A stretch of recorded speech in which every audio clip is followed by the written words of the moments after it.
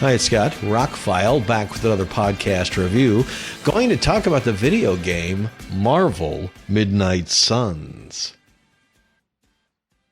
I hope not to bore too many people with a video game review, but I don't do very many of these, and I was blown away by this video game that came out last year. It's the best Marvel experience I've ever had in a video game. We're going to get into it.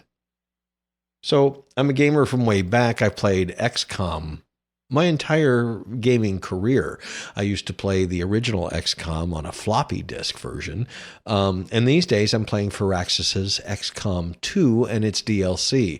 Firaxis makes XCOM. They make Civilization. They are the strategy kings, pretty much, of stuff that, well, mainstream strategy games that everybody seems to enjoy. Well, they made a Marvel game. Who would have thought? It came out, I guess, late 2022, early 2023. There's DLC for it, and it recently became a free game with PlayStation Plus.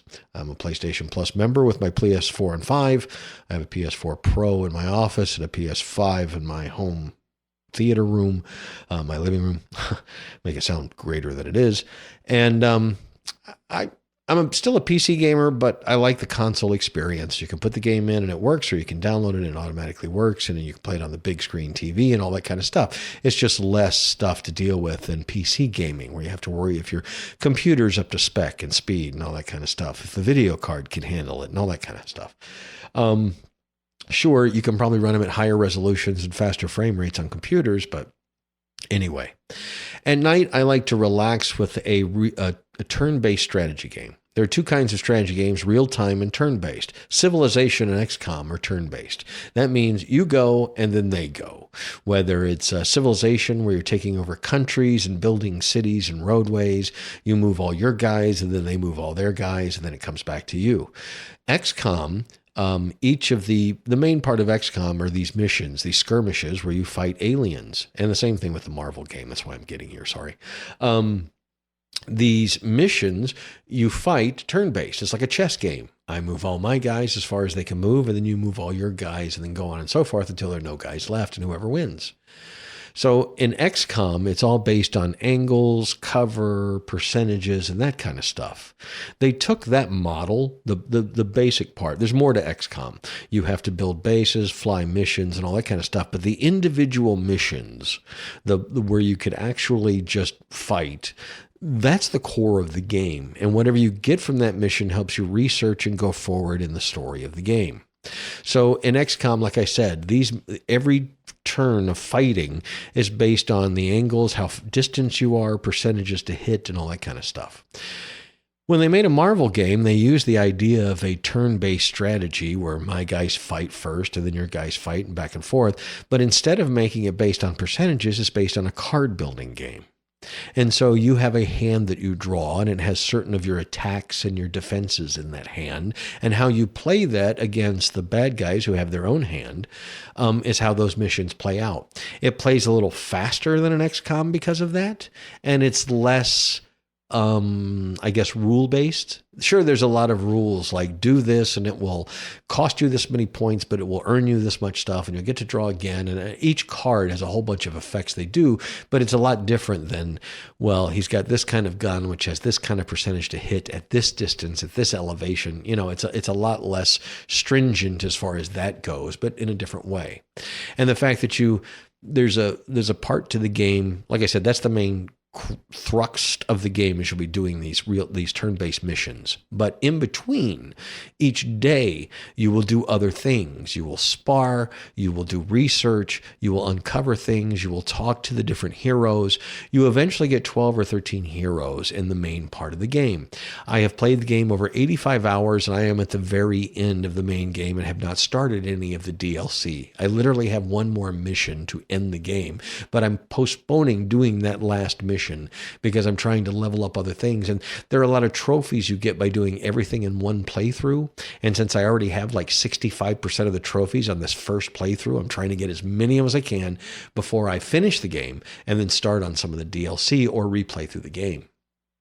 So, to get more specific about this game, it's based on XCOM, but it's not XCOM. It is a card-building game and a relationship-building game with Marvel heroes, and that is what makes the game.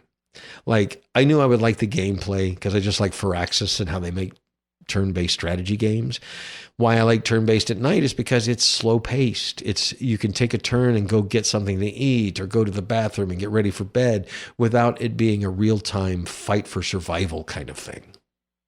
And so I will usually play a Civilization or an XCOM or the recent incarnations of those games before I go to bed. That's usually like the last half hour to an hour. I'll do something like that to relax because I want to turn off the TV. Maybe I listen to music. And so I didn't know whether Marvel Midnight Suns will be added to that, but it has. Matter of fact, I've played this game almost singly since I got it over a month ago. Like I said, in about a month, I put 85 hours into it. That is an incredible amount of game time for me to put in anything in 1 month. I guess it's been a little over a month. And like I said, I began leveling up characters because I knew that's how you got some of the trophies of getting people to a certain level of friendship. You have conversations with these superheroes. You play a resurrected god, basically. You're the son of Lilith, and Lilith is the big bad of this game, of this story. And so you have been resurrected to fight your mother, basically. And so you're staying at an abbey. It's basically the magic end of the Marvel Universe. So there's a lot of stuff with Scarlet Witch and Doctor Strange and the Caretaker and all that. And Agatha, who you might remember from the TV series with Wanda. There's a lot of that, but the heroes you also have access to. You have Blade, you have Ghost Rider, you have Iron Man, you eventually get Hulk. It's literally 9 or 10 of the biggest heroes and a couple side ones because they're more related to this storyline. I wasn't aware of 2 of the female characters. I don't know that I've ever seen them in a comic book before, but one of them is an X-Men and one of them is a spinoff of the witches and stuff, the Scarlet Witch kind of thing. And you pretty much, if you want to get all the trophies and finish the game, you really need to play everybody. Sure, everybody's got their favorites. Everybody wants to play Iron Man or whatever. My favorites happen to be Blade, Ghost Rider. These are some of my favorite characters. So in each one of the fighting missions you go on, you can take 3 characters. You usually take yours because you're leveling it up, but you're also leveling everybody else up. And I didn't know when I started playing that there is a 25th level cutoff, a cap, but I've gotten all my characters up to 25th level. What you want to do in the off hours when you're not fighting is have conversations and give gifts and stuff to these characters and get up to 5th level friendship with them. If you get up to that, you unlock their Midnight Suns costume. That's one of the things that you unlock through all of the gameplay and the personality building, the friendship building that you do with these heroes, is you unlock different costumes, both to wear around the Abbey and to wear in battle. And there are switches on every character. You can turn it on so that it'll just rotate through the different outfits you have. And that's awesome when you later in the game you have a bunch of different outfits. Every time you go to play the game, you look different, and that's great. There's some traditional costumes, there's some new costumes, there's the Midnight Suns costumes. I read some of the reviews when I first started playing the game that people are like, the story is this and it's this and this. And I'm like, look, it's supposed to be a fun game first and foremost, and it is. I like turn-based strategy. This is a very fun and exciting strategy game. But more than that, it's giving me a Marvel experience. Not only the personalities and the voices, they're pretty much a mix of what you get in the movies and what you get in the comics. Sure, Iron Man sounds a lot like Robert Downey Jr., but he acts more like the comic book Iron Man for the most part. There's no alcoholism, but that being said, I think anybody coming to this will get a better Marvel experience. The add-ons are going to add Deadpool, Storm, and a couple others. So I'm really looking forward to having fun with Deadpool. But I got to say, of all the Marvel kind of games, the Spider-Man and the Avengers that I've played, this one really makes you feel like superheroes.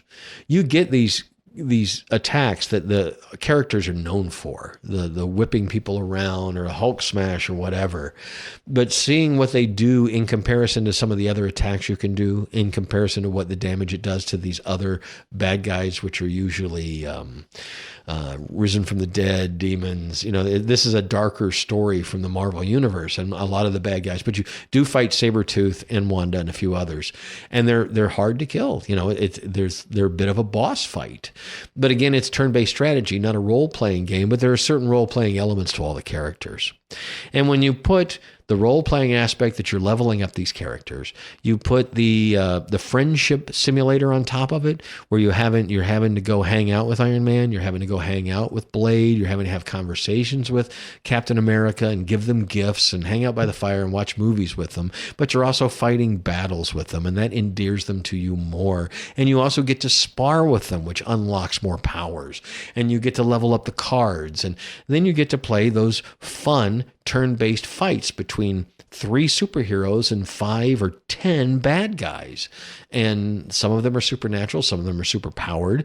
You can throw them into things. We stop things from taking off. We steal things. We hack things.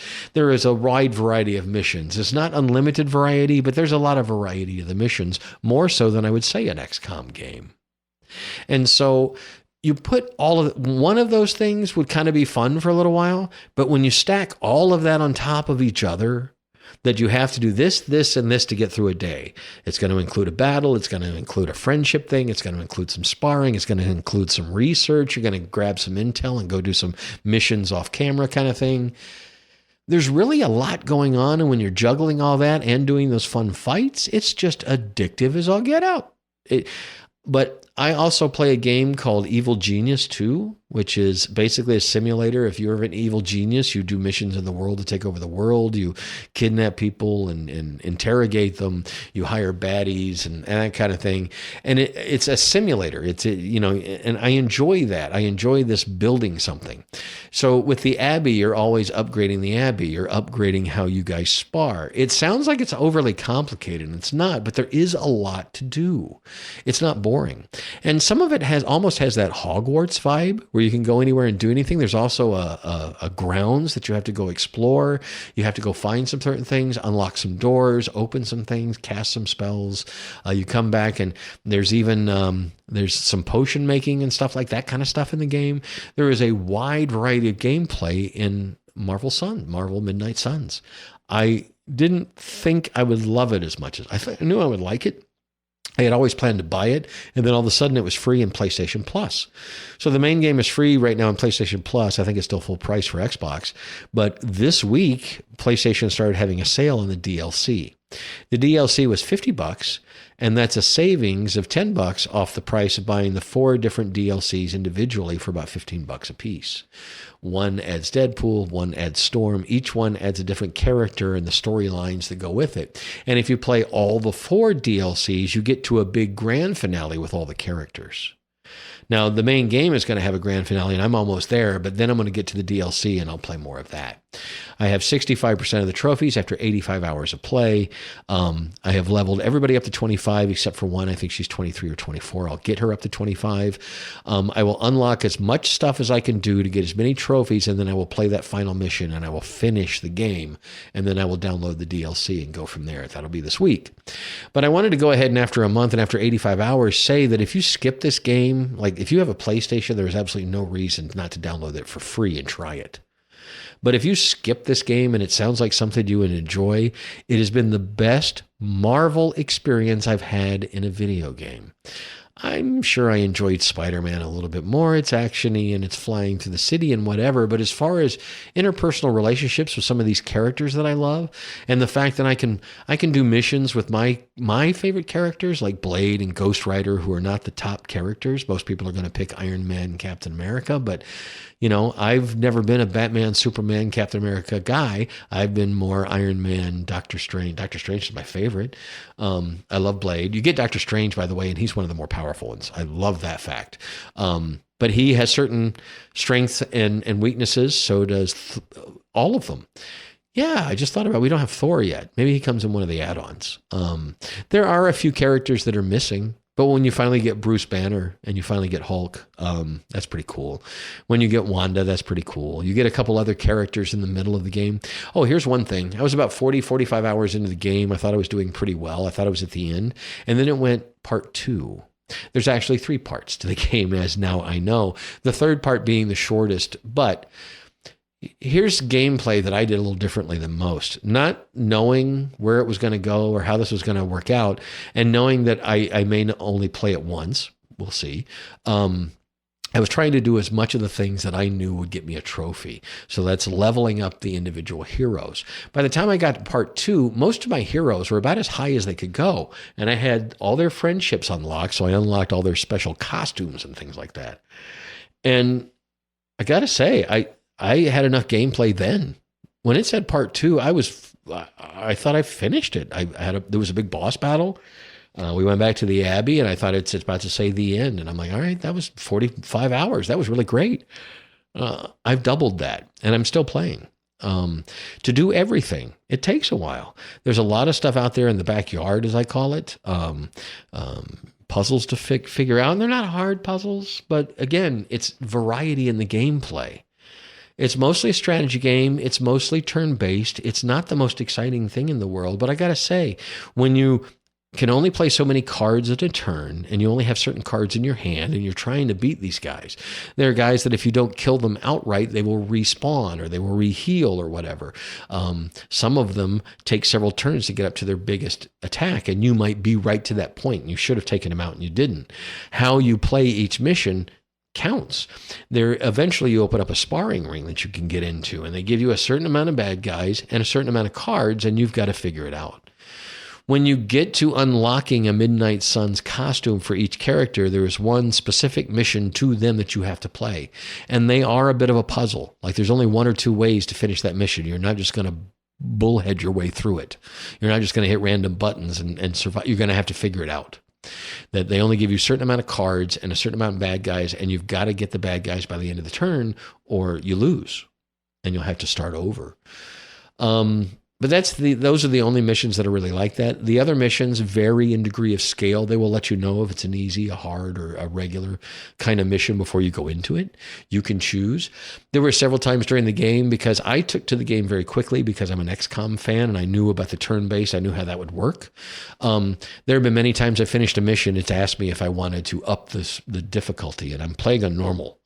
I will play some games on easy the first time through just because I want to see the game and don't want to get stuck in a part because it's just too hard. But this one I started on regular, on normal, and it's asked me to actually up it because I finished some missions pretty hardcore, but I'm pretty good at these kind of games. So, will this appeal to you? If anything I've described sounds like it's fun to you and you're a Marvel person, you need to play this game. It is an incredible game. Is it for everybody? No. That's why it got a 7 out of 10 or an 8 out of 10 with some of the reviewers, because it's just not for everybody. Not everybody likes turn-based. Most everybody's idea of a video game these days is to go online and play a shooter that's, kill or be killed. And that's never been my form of gameplay. From the earliest days of LAN parties and stuff, I'm still the guy that plays the story, and I want the gameplay. I want that turn-based strategy where I have to figure things out in my head before I do them. So it's like playing chess in between with cards, in between all the personal stuff and the storyline. And I think the storyline's actually pretty good. It's definitely not Fallout level of storyline, but there is a through thread to everything. You're unlocking a mystery the whole time, trying to find out more about your mother and your past, and trying to stop Lilith as she has taken over some of the heroes that you have to fight, and then they eventually get on your side. No spoilers, but it's a pretty exciting progression. And like I said, it's been the only game I've played for about 85 hours. Now, I just re-downloaded Fallout 4 because I've been watching the Fallout TV series, and I'm excited to play that again. But I'm still going back to this to try and get those last few trophies before I finish the game. I can't tell you the last time I found a game that had me coming back to it like that. That's my highest review. A game that I get home from work and I go, I could watch a TV show, but I really want to play more of this game. It's very rare that happens, but this has been one of them. Marvel Midnight Suns gets one of my best reviews because it's been a great Marvel experience. It's been an interesting turn-based strategy experience. It's definitely 2 different things to different people, but for me, it's 2 of my favorite things. I love the Marvel Universe, and I love the turn-based strategy that Firaxis churns out. That being said, you might find it boring. You might find it too complicated. You might find it repetitive. I don't know. I didn't. I think it's spectacular. I know I'm a year late to the party. All the reviews were posted a year ago, but A lot of you are playing it for free. You have a PlayStation account and it just came up as a free game and you're wondering, maybe I should play that. If you love Marvel, play it. If you love turn-based strategy, play it. If you like card deck building games, play it. Those three people should get a lot out of it. Everybody else, give it a try. Especially if you're a PlayStation account holder, you can get a free copy of this from PlayStation Plus. Why not? And the DLC, regularly $50, is on sale for $16 till almost the end of the month, I think. Marvel Midnight Suns. I like the darker storyline. I really love the gameplay. I love the interaction of the characters. They feel like the characters we know and love. I couldn't be more thrilled with the game. I'm excited to finish it, play the DLC, and hopefully we get a second game. I think somewhere we are down the road. It's great. Who thought Firaxis could really break the nut on what makes a great superhero game? But when you're executing some of these moves in the battles, it really feels like you're doing a real Hulk smash, or you're really blowing something up, or really killing somebody, in a way that one of these heroes. And by the way, all the killings are KOs. That's why a lot of them are ghosts and demons, so they can disappear. There's not a lot of killing people in the game, but there are a lot of KOs. And if you get KO'd, you're out. So that's basically to say they're knocked out, right? Anyway, the effects are great. I'm playing the PS5 version. Spectacular effects. Because it's a turn-based strategy game and they're really only generating a finite area, a game field or an abbey or a backyard, the graphics are very solid, very modern. Some of the effects, Ghost Rider's, his Hell Ride effect, I have videoed that on my phone and sent that to people. It's so cool. Some of the Doctor Strange effects are so cool. You really have to see them on a nice big TV with HDR turned on. It's a good game. Firaxis, and they support their games with patches, with DLC. Firaxis is a great game company. They have made a great Marvel game, probably the best Marvel. And I really enjoy the Deadpool game that came out a few years ago. But this has been the best Marvel experience I've had in a video game. And I'm still playing it. This will be a game that I will probably continue to play at night. Once I finish it and the DLC, it'll be one of those games that I just kind of start over and I play when I'm not playing other things. Like I'll play an hour before bed, get a little further along in it. I don't know that I would ever stop playing it because it's just fun to put together a team that's my superhero along with Blade and Doctor Strange, and we go take out some bad guys. That's just fun. I don't know what else to say. Pick up Marvel Midnight Suns. If you're a PlayStation Plus member, you can get it for free. Everybody else, you're going to have to pay for it. I honestly, after playing it this long, I would have paid full price for it I should have pre-ordered it, paid full price. I would not have complained that I got it for free and I'm going to get the DLC for $16. So grand total, I'm in for under $17. Well, then it is more than worth it since I'll be way over 100 hours when I'm done. The price to play efficiency of this game is super high. Looks great, plays buttery smooth. It's turn-based, but I like that. If you're into either of those things, pick it up. Marvel Midnight Suns is a great game. Nearly perfect. It's not perfect, but it's near. For me personally, 9 out of 10. Really good. Marvel Midnight Suns, available on most platforms and PC now. I think we have a sequel coming at some point. The game's only been out for a little over a year, so we still have time. The DLC is available and on sale now. I'm Scott. I'm ROCKFILE. These are my podcasts. Thank you for checking it out. This is one of my first ones from the new home studio. I hope it sounds pretty good. I'll tweak it from here. Have a spectacular day, and thank you for listening.